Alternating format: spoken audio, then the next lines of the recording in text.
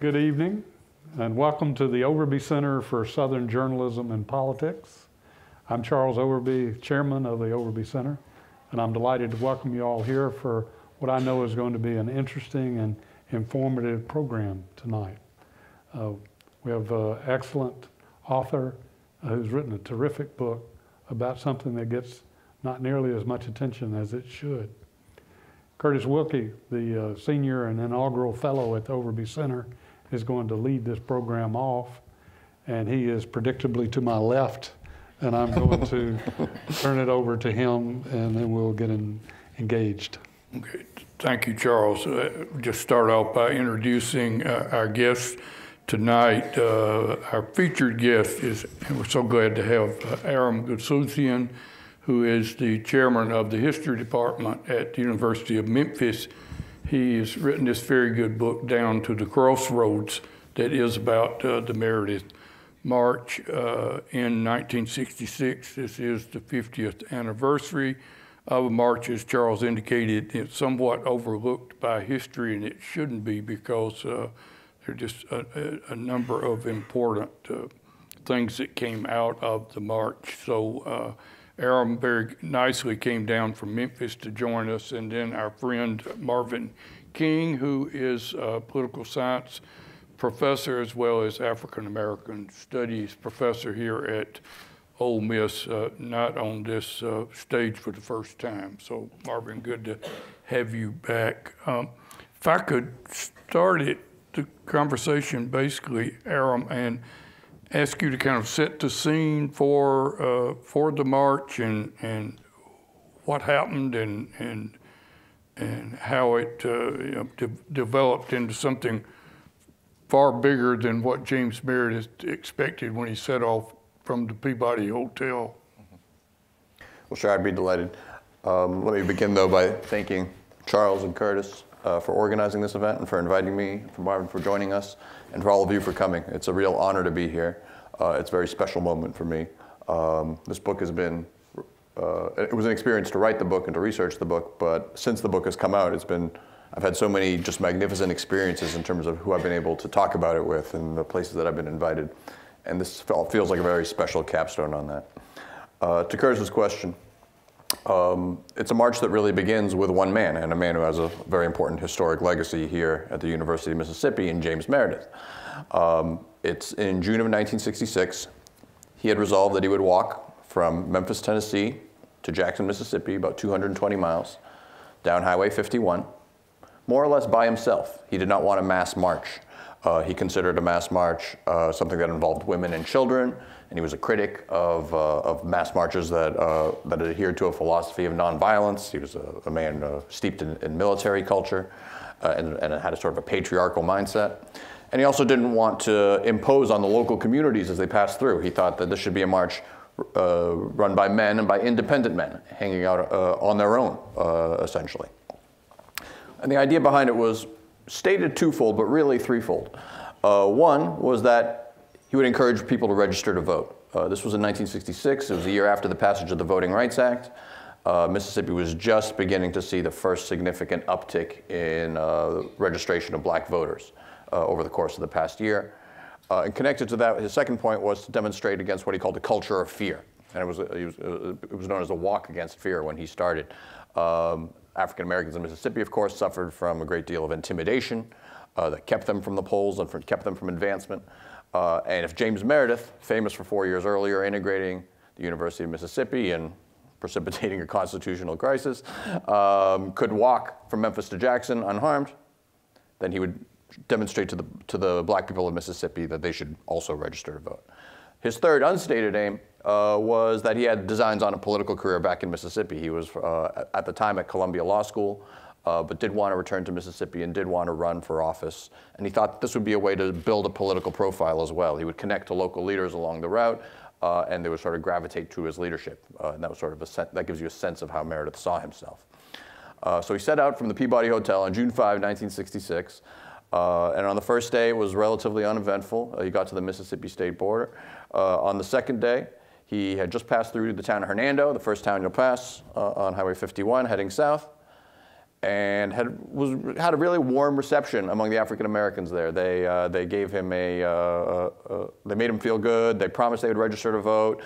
They fed him lunch, and he said, "Yes, this is exactly the purpose of this walk. This is exactly what I wanted to get done." And he continued south, and a few miles later, he was shot, and he was severely wounded.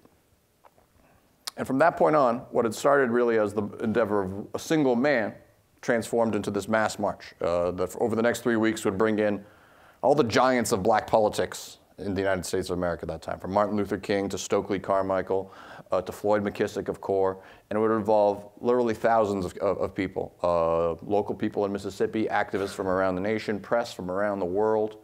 And it would end 3 weeks later in Jackson, Mississippi, with the largest civil rights demonstration in the history of the state, with 15,000 people marching through the streets of Jackson. So that's sort of a quick overview of how it started. Very good. Let's go right into the second day when he gets shot. Because it was not exactly American journalism's finest moment either. I can remember I was working as a reporter in Clarksdale, Mississippi, and was watching the nightly news, and they broke into it with a bulletin that James Meredith had been shot and killed on a Mississippi highway. And everybody says, "Oh my God, here we go again." And of course, quickly learned that fortunately, Meredith had not been killed, but had been shot and hospitalized in Memphis, and it turned out he was shot in very strange circumstances by a white guy from Memphis named Aubrey Norville, who never been involved in anything, comes out of nowhere, shoots him with a shotgun, fairly close range, but with birdshot. And there linger questions about the whole handling of the Norville case. And I just wanted to ask you, because you did make attempts to talk to Norville. Norville, to this day, won't talk about it. He didn't do much time. The whole thing was handled oddly, and he wound up getting like a 3 or 4 year sentence and serving less than 2 years, if I recall. Got a 5-year sentence and served, I believe, half of it. Only 2.5 years. And you tried to, he's still living. He was when I was writing the book. And won't talk about it. Virtually nobody who was involved in the prosecution ever wanted to talk about it. The whole thing was very strange. And I didn't realize until reading the book that there were suggestions by the segregationists that the whole thing had been a setup by Meredith, presumably, or civil rights organizations. It was almost like you got these dueling conspiracy theories at the time because the shooting itself seemed so unlikely.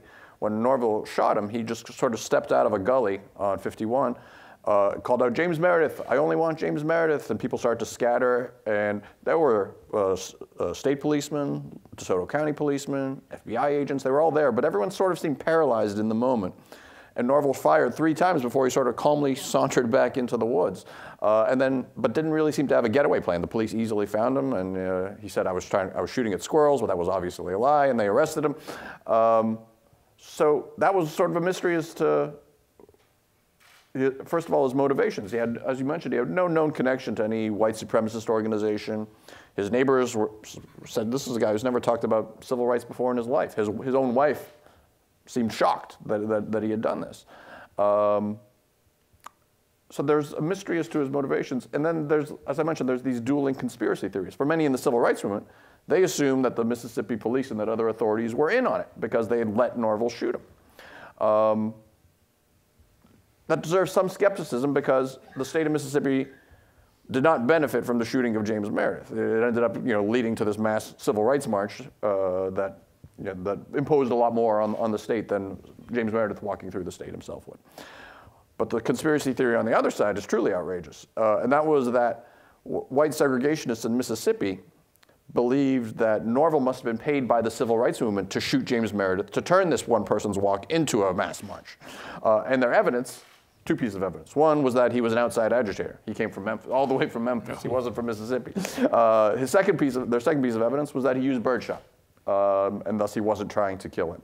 Now, from where Norville was shooting, if his third shot was more accurate, he certainly could have killed him. So that's certainly in doubt. But that became, if you look at the letters to the editor in the Jackson papers at the time, if you look in the correspondence of many Mississippians, including Senator Eastland, you'll find all sorts of intimations of this, that this was a grand conspiracy on the part of the civil rights movement to get James Meredith shot.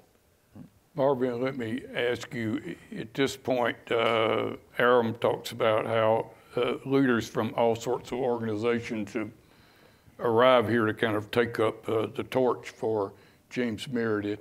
You kind of set the scene for us in terms of the competing forces in the civil rights movement. You know, they would come together for great causes.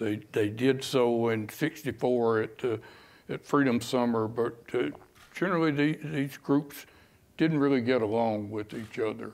No, they didn't. And in Aram's book, he does a great job of talking about these competing rivalries between CORE and SNCC and the NAACP, even the National Urban League, all these different groups with competing interests. So what's interesting is they all share the same goal, but of course very different methodologies in achieving that goal. And interestingly enough, Meredith's March helps Stokely Carmichael kind of come more into national prominence with Black Power. And so, you know, would this have been something that James Meredith at the outset would have wanted? You know, probably. Well, Aram can answer that, but you know, probably not. That's not what he was initially envisioning. This march. It was a march against fear, trying to register people to vote. And so it kind of speaks to 1966 being a critical year for the civil rights movement, because you'd had the high in 1963 of the March on Washington, you know, but then there's kind of this lull after the Voting Rights Act, and you'd had the March to Selma, and the movement was trying to make sure of its footing.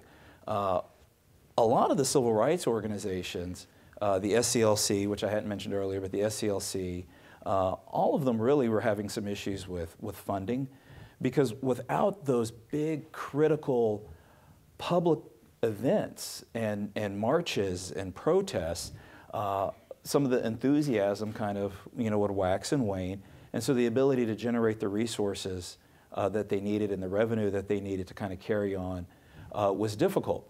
And so while this march wasn't their idea or their plan, you know, once it happened and then once Meredith was shot, each for different reasons kind of saw this as an opportunity to raise their profile, reinvigorate the movement, and for some it was Black Power and some it was the Civil Rights Act of 1966.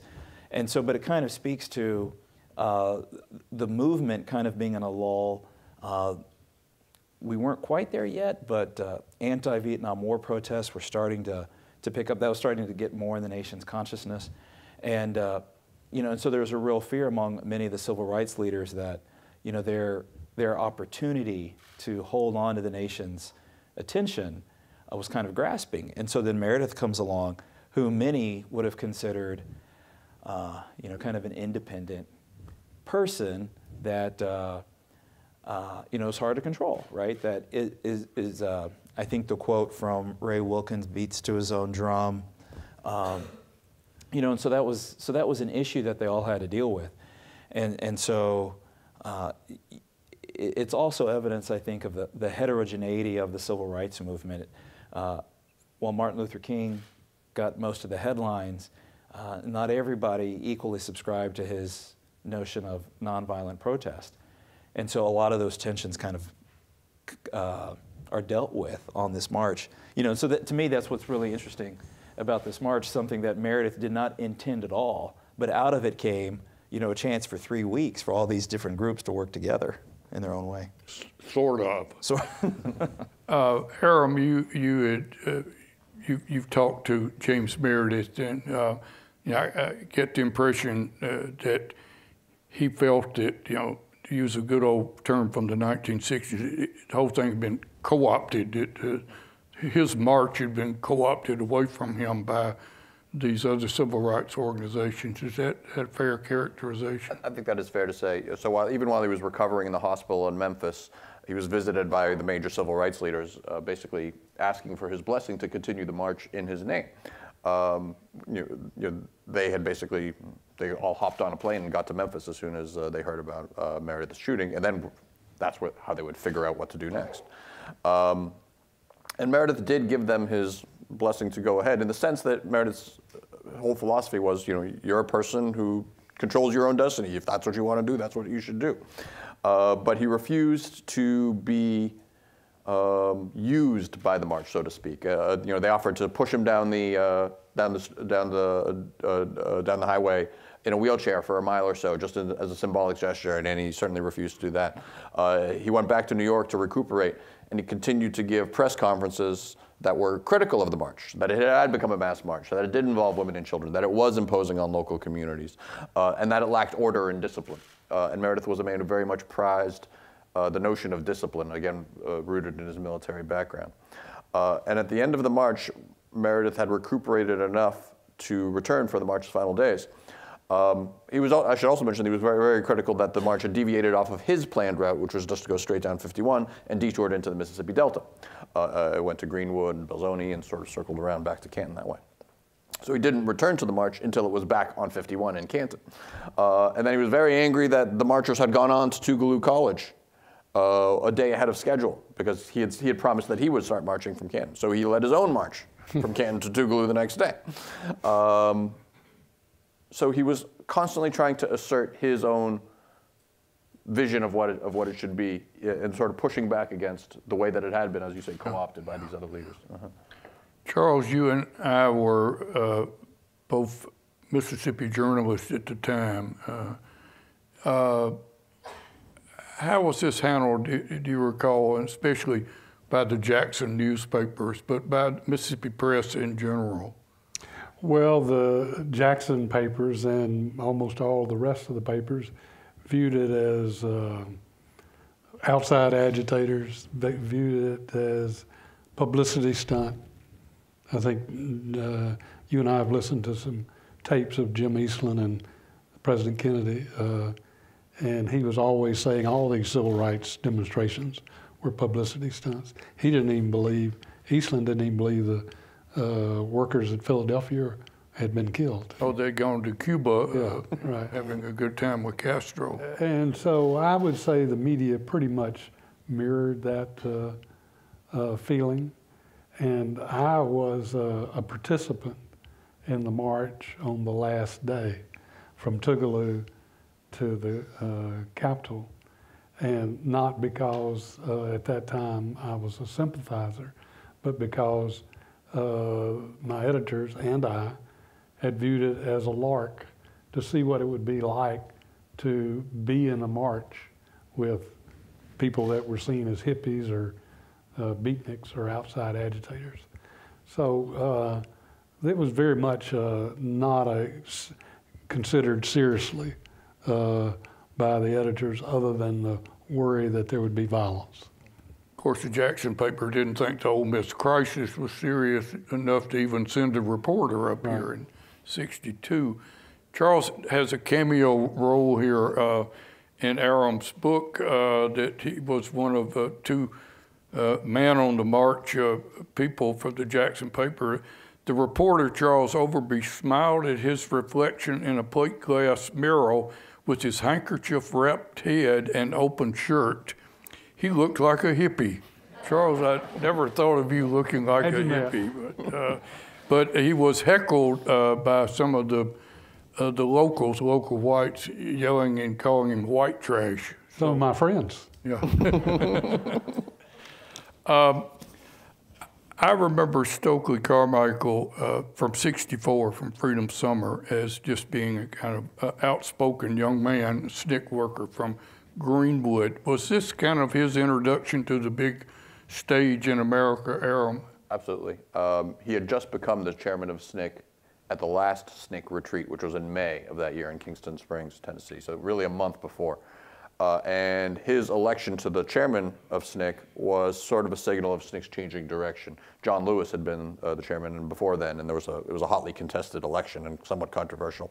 But with Carmichael's ascension to the chairmanship, it was a signal that SNCC was in particular going to focus on grassroots organizing, on trying to build up black political leadership from the ground up, and to try to leverage what they had done in Alabama, in Lowndes County, Alabama, the year before, which was wherever there were black majorities, to try to leverage that as political power, organize as an independent third party. Don't try to fold voters into the Democratic Party or the Republican Party, but rather as an independent party. And that's really sort of the vision of where SNCC was going, both in the rural black belt and in northern cities.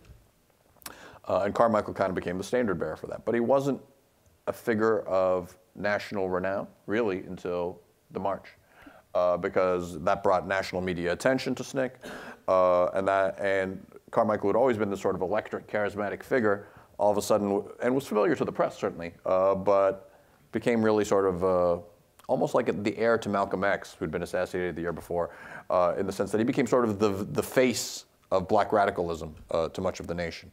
And he had this sort of just a dynamic way about him. He was wonderful at connecting with African Americans on a local level, whether that was rural Mississippians or whether that was in Harlem. He was a dynamic speaker, and a sort of like sparks flew off him in terms of his personality. And to some people, they gravitated toward it, and to other people, they were very much put off by it.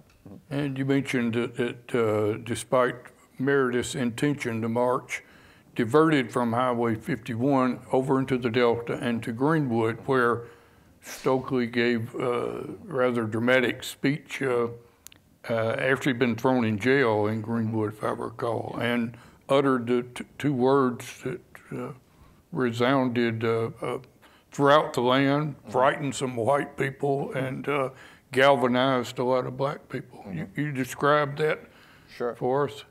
And it's important to recognize that it was no accident that it happened in Greenwood, because Greenwood was where SNCC had made their headquarters in Freedom Summer 2 years earlier. They knew that they had a political base there. That SNCC knew they had a lot of political sympathizers. They knew that if they held a rally in Greenwood, all sorts of local people would turn out. And as you mentioned, Carmichael got arrested that morning. Public space was kind of one of these battles going on between the marchers and the Mississippi authorities throughout the march. And Carmichael had really provoked his own arrest that day. He said, we should be able to camp on this, we should be able to set up our march tents here at this black elementary school, because it's part of the black community and black people pay taxes, and this is an exercise of our citizenship. But the local superintendent said they couldn't, and he went anyway, and he tried to put up the tent, knowing that he would get arrested, knowing that would help to build interest. And then later that day, when the marchers themselves came through into town, they went to Broad Street Park in the heart of Greenwood's Black District, and they just simply bum rushed in. They didn't wait for police to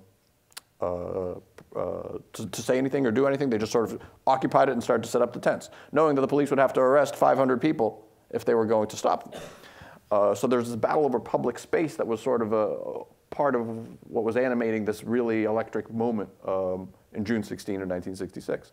And then, as you say, Carmichael is bailed out of jail that day, shows up, the rally is already in full force. Advance organizers for SNCC have already sort of prepped the local people that this phrase, Black Power, is coming. So when Carmichael says, what do we want? The crowd responds back, Black Power. And it immediately resonates with a lot of people. It becomes sort of two words that capture a sense among many African Americans, a sense of where the civil rights movement was taking them, that it grew out of the civil rights movement in terms of empowering black people. But it was also, to many, a critique of the civil rights movement as well, particularly the values of someone like Martin Luther King in terms of nonviolence as a strategy for political action, and as integration, as racial integration, as the core goal of the movement rather than black empowerment. You know, I have always felt that historically that this march was the beginning of the end of the civil rights movement as we knew it, that the days of kumbaya were over, and these organizations were going to be at each other's throat. It was obvious that they didn't get along very well anyway. Marvin, could you elaborate a bit on that? Well, you know, thinking about Black Power and you know, some of the national reaction to it is, you know, just putting it into the context of some of the riots that occurred throughout the country in the 1960s. You'd had Watts, you know, and of course later you would get Newark, Detroit. You get the assassination of Martin Luther King in 1968. You know, and in some ways, what this does is if you think, 2.5 years later, you know, what does this precipitate, right? You know, to me, it precipitates a Richard Nixon campaign based on law and order, right? You know, which to me is the, you know, the inevitable politicization of the backlash of fear of that phrase Black Power. What does it get? You get a silent majority kind of rise up, you know, and exercise their political opposition to Black Power. And I think, to me, you know, part of it resonates through the candidacy of Richard Nixon running a law and order campaign. And, you know, you can draw parallels if you want to the current year, but, you know, I don't think it's any accident that in a year where you have, or year and a half, where you have a Black Lives Matter movement rise up, you get a candidate who has very explicitly tied his campaign to law and order, right? Kind of campaigning towards some of the same sympathies. And so in that way, history does kind of repeat itself. And so I think these lessons are really important, that I can't get in the mind of Stokely Carmichael and tell you what his intent was, but I think I recognize that he felt that the nonviolent method still left too many blacks, especially black men, in a submissive position. And so while even though the goals and the aim was sympathetic, Stokely Carmichael's goals to Martin Luther King's goals, the methods he felt just had to be different in order to not be what he felt would have been, you know, in a submissive position. But then the backlash of that is you get, you know, I think you get an inevitable backlash that fears and is turned away by this Black Power slogan, and it helps lead to a rise in a kind of a law and order movement and a political backlash years later. Aram, there were winners and losers in this march. Mm-hmm. We talked about Stokely Carmichael, clearly a winner, I would say. Who were the other winners and losers? It's a good question. I don't know that I think of it in terms of winners and losers, because the march went off in so many directions and had so many ambiguities to it that everyone, you know, all the major players, so to speak, were both winners and losers, right? James Meredith was vaulted back into national significance as a result of his efforts, but he was frustrated by the fact that the march didn't tailor to his vision ultimately. Stokely Carmichael ascended into this position as a political celebrity, but SNCC's direction from that point on was chaotic, and he was a victim, as Marvin says, of an intense backlash. So, for instance, a few months later, there was a riot in Atlanta, and it would be entirely blamed by the authorities of the city on Stokely Carmichael. To King, it was part of the evolution of his movement that ultimately led to the Poor People's Campaign in 1968. He was witnessing the poverty of black Mississippians firsthand. He was very inspired by it. It was part of the reason that he returned to Marks, Mississippi in 1967 as he was planning the Poor People's Campaign. And so it was an enriching experience for King in a lot of ways, but it was also a frustrating experience. It was, by the end, he was talking with his advisors about how they can't work with SNCC anymore. They can't work with CORE anymore. For black Mississippians, you could say that that they were winners in the sense that it was on the path toward some version of political progress. About 4,000 people registered to vote in the midst of the march, along the march route, because they would hold voter registration rallies all along the way.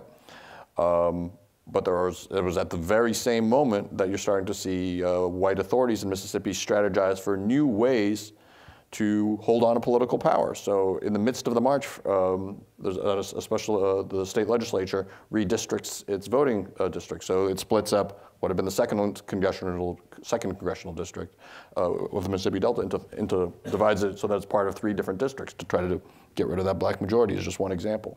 More at-large elections and so on. All these curious ways in which they're diluting black political power. So 1966 is just this really interesting moment, I think, in the civil rights movement and in black politics, in the sense that that it's continuing the progress of the past and building on it, but they're also running into new barriers. I always felt that James Meredith was positioned to become a major leader statewide and nationwide, given what he had done at Ole Miss and the way he did it. But of course, that was not to happen. Talk about your dealings with James Meredith as you prepared this book? Sure. I think James Meredith's own particular quirky disposition and independence prevented him from sort of a more traditional path of political progress, right? He didn't want, even after the Ole Miss crisis, he didn't want to become part of a major civil rights organization because he always saw himself as kind of the architect of his own destiny. He often talked about his own divine responsibility. That was a word he used again and again, the sense of that he was driven by God to assume this special role in terms of dismantling white supremacy. And in some ways, James Meredith, he's a radical in the sense of what his ultimate goals are, but he's a conservative in the sense of the core values that he holds. Traditional versions of manhood, traditional ideas about force, traditional ideas about individualism. Individualism was a very important concept to him. So yeah, he was the first person that I interviewed for the book. And it was a really special experience for me in a lot of ways. As I said, writing a book is a set of experiences. I wouldn't say that I got a lot of useful information. He goes off on different ways and he answers the questions the way he wants to answer them, and I think as a lot of people around the university know, he's unpredictable. But it was a really important experience for me in the sense that I got to understand his particular charisma, his particular magnetism, and the way that he thought. Because I'd been reading a lot of his quotes, of course, in the midst of my research, but to hear him speaking, it really added a certain flavor to it. I felt like I understood him better as a person as a result. You have a excellent account of Martin King and leading his people over in the other direction from Greenwood over to Neshoba County in Philadelphia here, 2 years after the 3 civil rights workers were murdered there by the law enforcement authorities who are still basically in charge there. Mm-hmm. Describe that for us, because you had a quote from Martin King said at one point that was a time that he really felt fear. Mm-hmm. Mm-hmm. He would later say that there were 2 moments where he felt a fear that he never felt before. One was at that moment in Philadelphia, June 23rd of '66. The other was right after that in Chicago when he was leading a march into a white neighborhood and was terrified. So this, Philadelphia was not on the march route, right? Neshoba County is in west central Mississippi, of course. But the marchers had decided to take this side trip there because it was the 2nd anniversary of the murders of Cheney, Goodman, and Schwerner. And all along the march, there'd been these little side marches. There was Charles McLaurin and Fannie Lou Hamer did one in Sunflower County that wasn't on the main route of the march, but was allied with the Meredith March. King would often go off and speak in different places. He went to Cleveland, Mississippi, and a few other, I think 4 other places that weren't on the march route at various times, building political participation. So that was the idea behind this side march to Neshoba County. And they would march from the Black District Independence Quarters to the courthouse, register to vote. But 2 factors. One, along the main march route, they were protected by the Mississippi State Highway Patrol. And the governor at the time, Paul Johnson Jr., prided himself, the Highway Patrol was sort of a vehicle of his power and of his vision for a more modern Mississippi, that he improved their training, and he wanted to use them to actually keep order. He didn't want more incidents like the Meredith shooting because that was going to bring negative publicity upon the state of Mississippi. But because they were on the side trip, they were under the authority of, for the most part, of the local police. The local police are Cecil Price, Lawrence Rainey, thank you. The same sheriffs in Neshoba County who are then at the center of a federal conspiracy trial for the murders of Cheney, Goodman, and Schwerner, affiliated with the Klan, certainly involved in the murders, as we know now. So they basically got no protection whatsoever. So as the marchers left Independence Quarters and headed for the courthouse in Philadelphia, cars were buzzing by the march column, almost hitting them. People were spitting on them. Getting sprayed with fire hoses, getting heckled at. As King was speaking, the number of the whites had coordinated to throw cherry bombs, those firecrackers that sounded like gunshots, and people talk about how they were clutching their chests to make sure that they weren't shot. That's how scary it was. And as they were leaving and marching back to Independence Quarters, a mob of whites came in with axe handles and all sorts of really serious weapons, and some brawls broke out, and it could have been a true disaster. It could have been a real disaster, but they sort of escaped back into the Black District just in time. And that led to these calls to the federal government, to Lyndon Johnson, please send in federal marshals, send in more Justice Department officials, just like they did in Selma the year before. But Johnson held back from that. He didn't want to commit federal troops.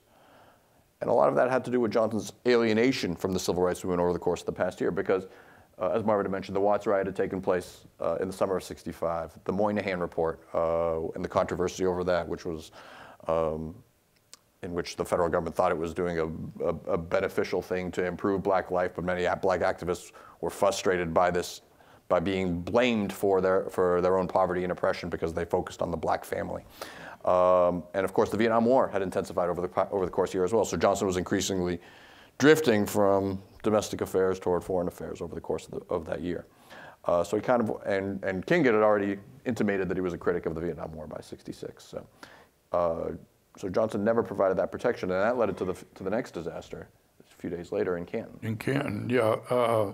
Before we get to Canton, and where we've got real violence as opposed to incipient violence in other places along the way, I wanted to ask Marvin, because you kind of raised a question in my mind. You drew an interesting parallel I hadn't thought of earlier, that our current presidential campaign, for the first time I've heard law and order since the days of Nixon, and we've got it again.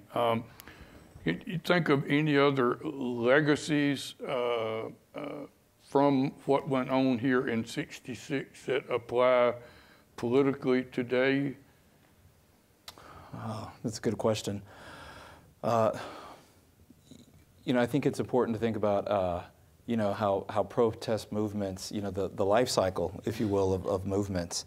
You know, you typically need leaders to get them started, and then with the leaders you can develop a mass group of followers. But there's got to be this core mission that they all kind of agree on. And then sometimes what happens is, if you reach your stated goal, then what happens to the movement afterwards? And so for many in this era, it's like they had achieved the Civil Rights Act, they had achieved the Voting Rights Act, and so for a lot of folks, President Johnson, right, you know, he didn't want to be pushed or bullied by the movement, by Martin Luther King or anybody like that. And so for a lot of folks, there was this attitude of, well, you've gotten the Civil Rights Act, you've gotten the Voting Rights Act, what else do you need, right? And so there was a hard time understanding what they were still marching for. And because Meredith's personality is what it is, he wasn't able to articulate it in such a way that got the national press and got everybody's attention as to, yes, this is important and we need to be a part of it. And instead, unfortunately, right, it wasn't until he was shot that then it kind of galvanized people. But I think it just does speak to, you know, why movements are so difficult. So if you think about today, so if you wanted to draw a parallel with, say, the Black Lives Matter movement, is, well, what is the goal of Black Lives Matter? And then how will we know when they've achieved it? And what will then happen to the movement and its members, right? If it's not articulated, it's hard to sustain it. And so, you know, it's ironic that we, you know, I wonder if he hadn't been shot, right, do we know nearly as much about this movement, this march, this moment in time? He would have had the march. Paul Johnson, Governor Johnson, probably would have been ecstatic because it would have just been Meredith and a couple of people, a few other people, and nobody else really would have paid attention to it, and it wouldn't have received the dramatic attention because it didn't have all the things that a movement had. It's funny, just today in class, we were talking about interest groups, and I said, you know, what makes groups powerful is that you've got their members. If a black man goes to the steps of the Lincoln Memorial by himself and starts talking about his dream, no one's going to pay attention. What made a difference is that there were 250,000 people there and millions more watching on TV. With Meredith, if he's just there by himself, what does it mean, right? And so he was shot, but the legacy, right, is it helped galvanize the movement and give it something to work for. At the time, it was that Civil Rights Bill of 1966, which, you know, really we end up paying attention to the Fair Housing Act of '68. I mean, that ends up being, you know, the strong legacy. But, you know, for a lot of movements, they've got to have a goal. And then they've got to have a strong reason to bring people together. And in the absence of that, you get trouble. Which brings us, speaking of trouble, toward the end of the march. And all these various factions kind of coalesce again on old Highway 51. They're back on track in Canton. And they have an encampment there. And maybe it doesn't enjoy the notoriety that the Bloody Sunday at Selma did, but it was a pretty ugly scene. Arguably, the violence was more grotesque at Canton than it was at Bloody Sunday on Selma. And to understand what happened and why it happened, you need to understand sort of the context of what's been going on the march. Because after the Philadelphia demonstrations and after these pleas to Lyndon Johnson for federal intervention that were ignored, essentially, that pretty much freed the governor of Mississippi, Paul Johnson, to do what he pleased with them. You know, he knew that a violent response was not going to bring a federal reaction. And from the marchers' perspectives, their most recent experience in terms of public space again was in Greenwood, right, where they had sort of taken over Broad Street Park and successfully done that. And the Greenwood police, a notoriously violent police department, had held back. So they figure they're going to do the same in Canton. They again, an advance team shows up and they try to pitch their tents on the grounds of McNeil Elementary School in Canton, a black school, again as an exercise of citizenship. Again, they're arrested. So as the marchers arrive as a whole, they hold a big rally at the courthouse. This is just days before the end of the march. Of course, Canton's just 15 miles from the final destination of Jackson. So there's hundreds of people participating. They hold a big rally, and the tents have become sort of a symbolic issue, a symbolic way of exercising their citizenship. We're going to put up the tents on the school whether the white authorities like it or not. So they show up, and they think they've triumphed again. There are no police there. They just walk onto the ball field, and they start to erect the tents. Hundreds of people, close to 1,000. And then the police cars roll up. 20, 30 cars. And out come the policemen. And they don riot gear. And they attack. And they use tear gas, but they don't use tear gas as a form of crowd control, not just to get to people off the field, but rather as a means of punishing them. They shoot it directly at people, and they shoot it in all directions. So people are running into each other and smashing into each other. Scores of people are wounded. A bunch of people try to climb over a chain link fence on one side, and the fence collapses under its weight. And then the police move in as the smoke starts to clear, and because some people have dropped to the ground to try to escape the smoke, and they're kicked, and they're hit with rifle butts.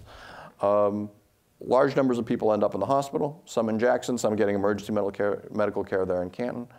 And it's, like you said, it's a truly grotesque scene. But it's happening at twilight. It's happening at about 8 o'clock at night. So it doesn't have the same sort of iconic images that Bloody Sunday does. The photographs don't really do it justice in terms of the amount of chaos that was caused.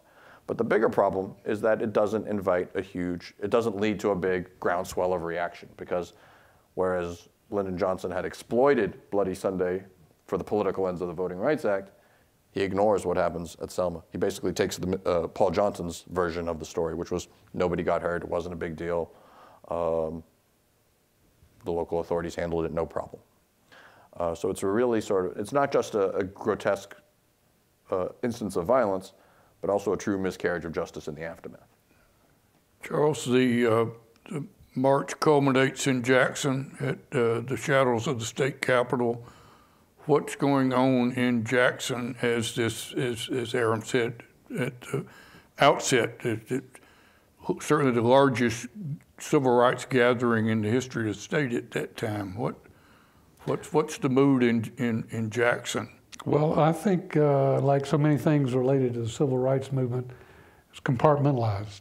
And so there were no local whites around to speak of in terms of gathering en masse.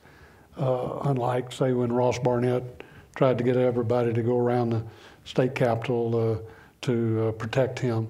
It was a curiosity, but nobody saw it as a historic event. Very few people got out of their homes. They just wanted them to go away. And so I think it was more of a localized activity involving the marchers. Aram, you did the research on it. You might know things that I don't remember from that.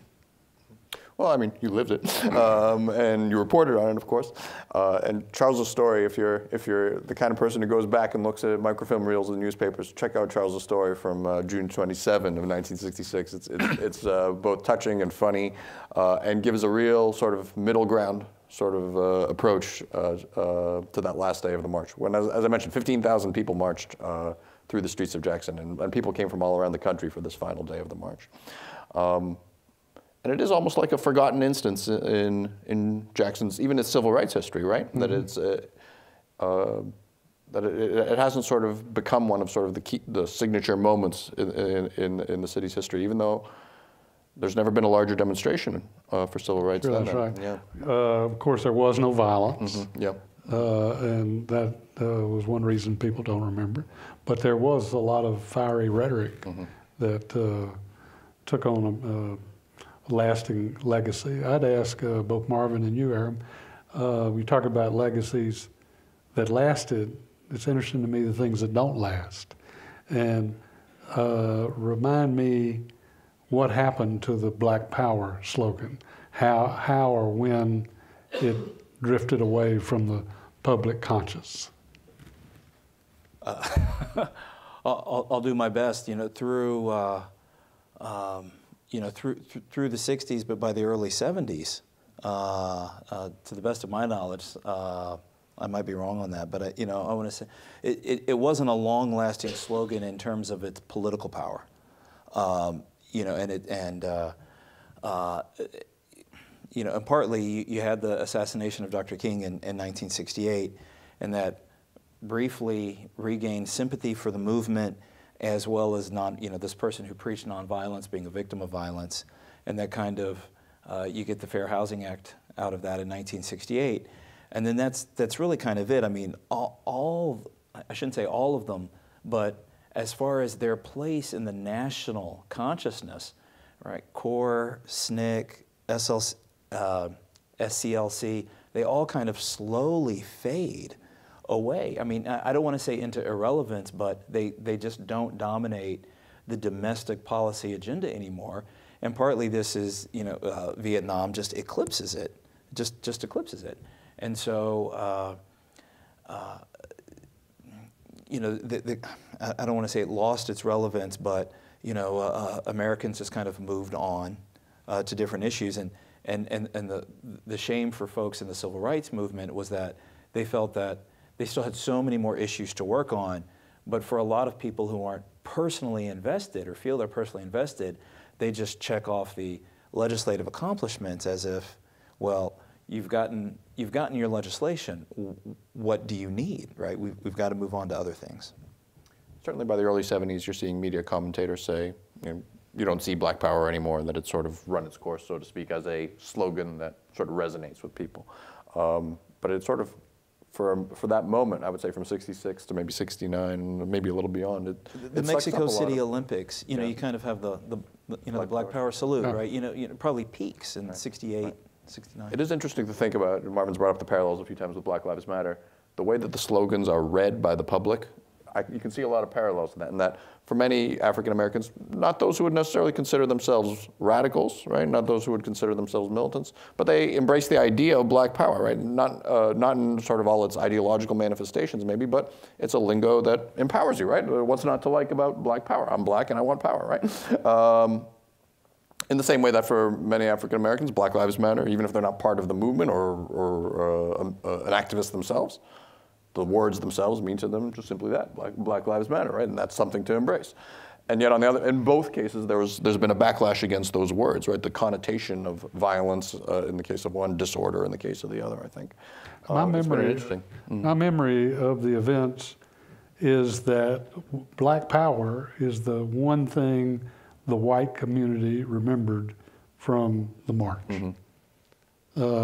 And among the establishment and among my friends and associates, not in a positive way, mm-hmm, mm-hmm. that really fed on probably the fears of the white community. You certainly see it in Governor Johnson's rhetoric after the march, in his speeches to come, in which he's attacking black power. It's an easy political target if your main constituency are the white people of Mississippi. Mm-hmm. Yeah. It really, if I could, it really makes a difference, you know, the style and substance.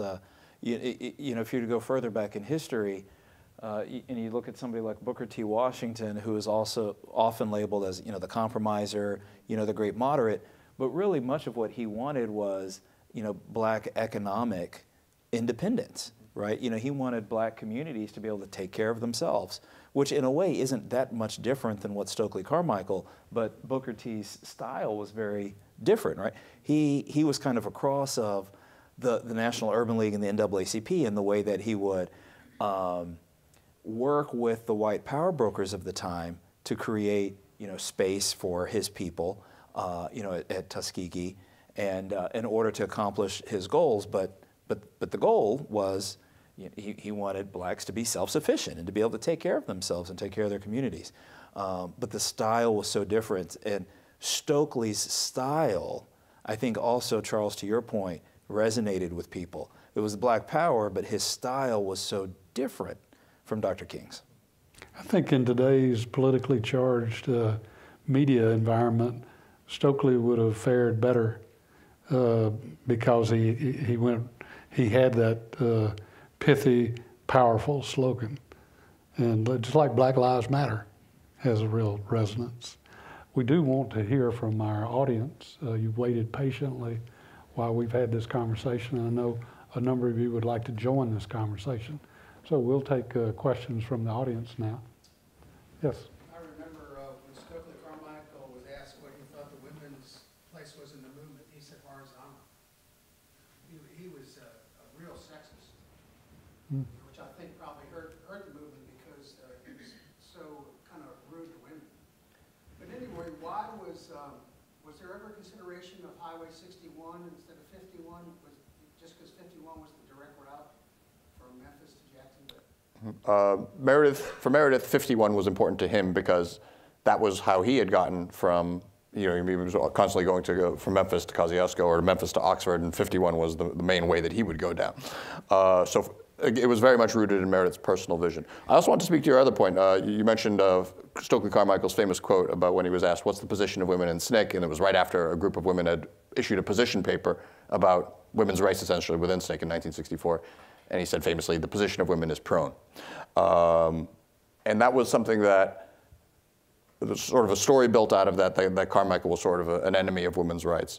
But the women in SNCC who were with him at that time, the way that they tell the story, the way they testify is that he was joking, that he didn't mean it in any sort of harmful way, and that SNCC, of all the major civil rights organizations, actually promoted the direct participation of women more so than the other organizations because its culture was very much sort of consensus-oriented. That's not to say that it was a paradise for women. The reason that those women wrote that position paper was because they kept being put into sort of more traditionally female roles in terms of office work or what have you.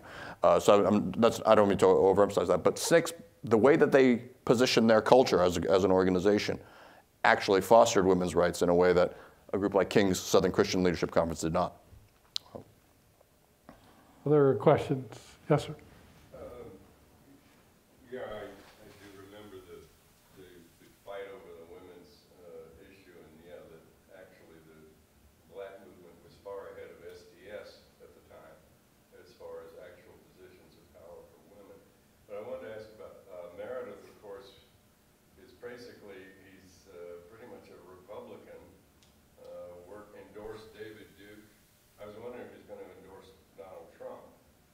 But my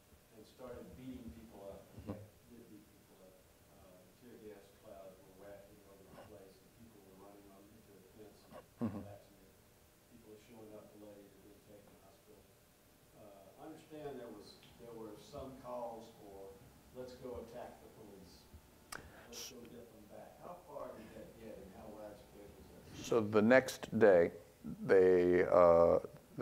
so that happened on a Thursday evening. The next day was a Friday, and they actually returned to Philadelphia for a second march in the day. At that time, they were protected by the Highway Patrol, and so they did it again just to sort of prove that they could do it. And then that night, they were going to return to the ball field in Canton. And there were all sorts of rumors swirling around. One of the groups that was participating in the march was a group called the Deacons for Defense and Justice, which had only been around for a few years, but was basically a armed self-defense group that protected nonviolent civil rights marchers. And so there was, at least the reports that the Sovereignty Commission was getting was that they would, fire over the heads of the Mississippi State Police, of the Highway Patrol, and try to intimidate them. And certainly that tension was definitely there. But it really sort of, because what happened was that the local leaders in Canton, black and white, had negotiated an agreement that instead of pitching the tents, they would open up lines of communication, they would hold meetings, they could hold a rally there, but not the tents. And for many militant activists, they saw that as a sellout. But for many of the local black people in Canton, they said, look, this is the first time we've ever had a real avenue of political dialogue with the white authorities. We can't waste that opportunity. So it was an interesting political moment in the aftermath. So at least the rumors were there, but there was no violence against white authorities on the march. Curtis, any closing words? I'm just curious how many people here have came beforehand, had an appreciation for really how historic this march was. I just think, as I think we're hearing from other people, it's something that's dangerously close to being lost to history. That people just don't remember it, or those who are not old enough to remember it don't know about it. And it was a major confrontation in the South during the movement days. And I know of no other book that's been written about the march, Aram. You've got it all by yourself. So good job. Charles, I can't think of anything other than remind everybody we're having a reception afterwards. Reception afterwards, and our fall programs are about to come to a close. We have another program tomorrow on Ole Miss in Africa. And then in 2 weeks, the week after the election, we have a program on, you might call it At Last It's Over. I think we did call it At Last It's Over. But we're going to focus on where we go from here after the election. Aram, thank you very much for joining us today. Good morning.